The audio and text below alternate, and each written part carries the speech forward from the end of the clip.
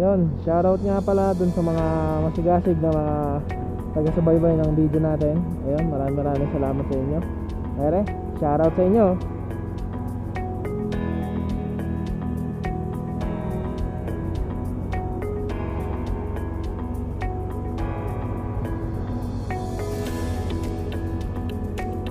Ayan, maraming salamat sa mga sumusuporta. Maraming salamat sa mga patuloy na naniniwala. Yun, sobrang thankful ako dahil kahit pa paano lumalaki yung bahay natin, kahit na sobrang kubo pa lang siya. Ayun, thank you sa inyo. Shoutout. At dito ko na nga tatapusin yung video natin. Maraming salamat.